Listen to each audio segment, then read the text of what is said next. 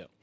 Dans le centre du Mali, victimes et bourreaux vivent ensemble. C'est le titre du nouveau rapport d'enquête de la Fédération internationale pour les droits humains. Il a été dévoilé aujourd'hui à Dakar au Sénégal. Selon les auteurs de ce rapport, l'ampleur des crimes perpétrés impliquerait parfois la responsabilité des autorités. Ce nouveau texte met également la lumière sur la lenteur des procédures judiciaires. Pour en parler, nous sommes en direct de Dakar avec Drissa Traoré, secrétaire général de la Fédération internationale des droits de l'homme.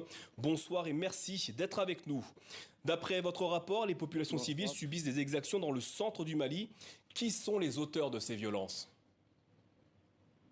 De nos enquêtes, nous avons pu constater que les auteurs de ces violences sont aussi bien les forces armées du Mali que les forces internationales Wagner qui les soutiennent, également les groupes d'autodéfense et également les djihadistes qui sont les auteurs de l'ensemble de ces violations graves des droits de l'homme qui se commettent au centre du Mali. Vous venez de dire que les forces maliennes étaient assistées du groupe Wagner, les mercenaires russes. Sur quels éléments de preuve avez-vous travaillé pour en arriver à cette conclusion ? Nous avons pu rencontrer des victimes qui nous ont clairement indiqué que les forces armées maliennes étaient accompagnées d'hommes de race blanche qui ne parlaient ni français ni anglais. Et donc, de nos recoupements, il s'est avéré que si c'était l'arabe qu'ils parlaient, ces populations allaient savoir de quoi il s'agissait. Et donc, par conséquent, nous sommes arrivés à la conclusion que ce sont des milices Wagner, d'autant plus que ces violences et ces exactions, la présence de ces personnes de race blanche coïncide également avec ce que les autorités maliennes appellent l'arrivée des instructeurs russes. Votre rapport indique également que l'année 2022 est et sera particulièrement meurtrière. Pour quelles raisons ? Nous avons déjà constaté qu'en au début de l'année 2022, l'État malien a changé de posture et est passé à la posture offensive et accompagné, donc, comme je le disais tantôt, de ces supplétifs Wagner. Et nous avons vu beaucoup d'actions de l'armée malienne qui s'est malheureusement accompagnée de graves violations des droits de l'homme.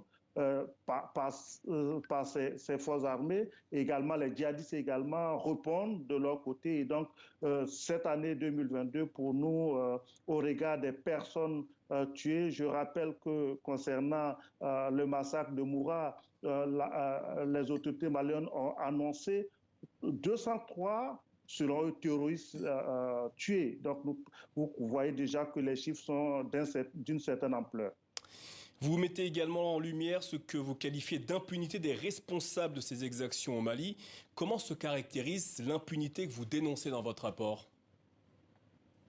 On constate malheureusement que les procédures sont ouvertes, mais que les procédures n'aboutissent pas, n'avancent pas au rythme que nous aurions souhaité. Les auteurs présumés sont en liberté, vivent, comme leur titre le dit, vivent ensemble avec les victimes. Donc les victimes ont peur d'aller vers la justice et même lorsqu'il y a des personnes arrêtées, les échanges de prisonniers amènent les autorités maliennes à libérer des personnes arrêtées. Et donc, aujourd'hui, malheureusement, depuis 2012, le déclenchement de ce conflit, nous n'avons pas encore pu avoir de procédures judiciaires qui puissent mettre en lumière ces graves violations des droits de l'homme. Il y a eu effectivement quelques procédures, quelques procès, mais malheureusement, nous sommes encore sur notre fin.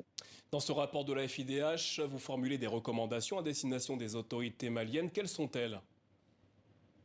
Nous souhaitons que les autorités maliennes puissent renforcer la justice pour que les autorités judiciaires, les juges, le pôle judiciaire spécialisé qui a été mis en place puissent avoir les moyens nécessaires de poursuivre les auteurs présumés de ces graves violations des droits de l'homme.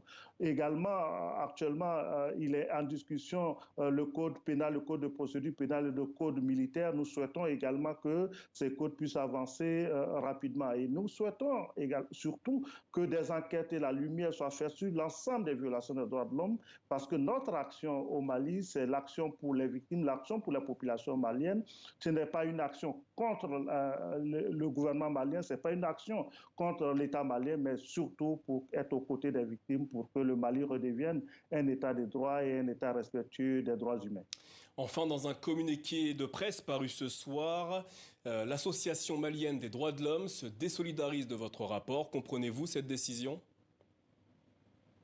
Non, déjà que l'Association malienne des droits de l'homme, qui est notre ligue au Mali, nous avait fait comprendre qu'elle ne pouvait pas co-signer ce rapport avec nous. Nous respectons leurs choix, mais nous ne comprenons pas ils veulent juger un rapport pour lequel eux-mêmes ils disent n'avoir pas participé. Comment peut-ils juger la qualité de notre travail? Nous souhaitons que chacun puisse faire son travail. Si l'Association malienne des droits de l'homme ne veut pas co-signer ce rapport-là, c'est leur droit le plus absolu, mais qu'elle ne nous empêche pas ou que mette en doute notre crédibilité, notre dignité et surtout notre sérieux dans le travail que nous faisons. Je rappelle que nous avons toujours travaillé avec l'Association malienne des droits de l'homme et il n'y a jamais eu de problème.